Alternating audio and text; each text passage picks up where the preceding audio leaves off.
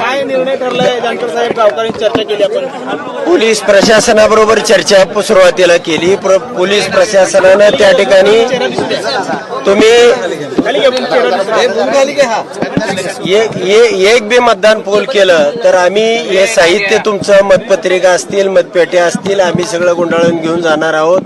तुमच्यावर सगळ्यावरती आम्ही गुन्हे दाखल करणार आहोत. आम्ही अगोदरच 144 कलम पुकारलेला आहे.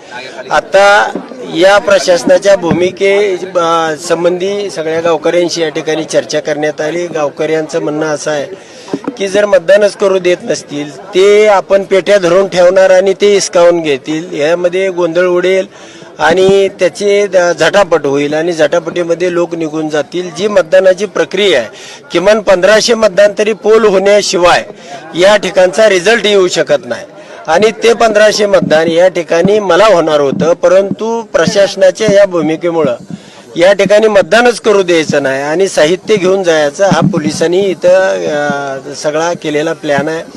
त्यामुळं आम्ही या ठिकाणी थांबण्याचा गावकऱ्याबरोबर चर्चा केल्यानंतर निर्णय घेतलेला आहे. आम्ही येणाऱ्या 8 दिवसामध्ये प्रांत कार्यालय असेल किंवा अजून जिथं सुयोग्य न्याय मागण्याचं ठिकाण असेल त्या ठिकाणी ताकदीनं 25,000 ते 50,000 लोकांचा या तालुक्यातला जो आक्रोश आहे हे निवडणूक आयोगापर्यंत या न्यायव्यवस्थेपर्यंत या सरकारपर्यंत पोहोचवण्याचा ताकदीनं प्रयत्न करू. आणि यामध्ये मात्र न्याय मिळाल्याशिवाय हा उत्तमराव जानकर थांबणार नाही.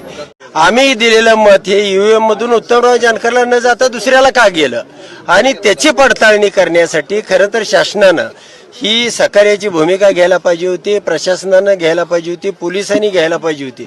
परंतु प्रांतानं जमावबंदीचे आदेश काढले, तहसीलदारनं ही निवडणूक प्रक्रिया घेता येणार नाही अशा पद्धतीचे आदेश काढले आणि पोलिसांनी या ठिकाणी तुमचं साहित्य सगळं तुम्ही एक मत टाका, तुम्ही मत टाकल्याबरोबर आम्ही तुमचं साहित्य घेऊन जाणार आहे आणि त्या ठिकाणी नक्कीच सरकार घाबरतंय की ही प्रक्रिया होऊ देत नाही.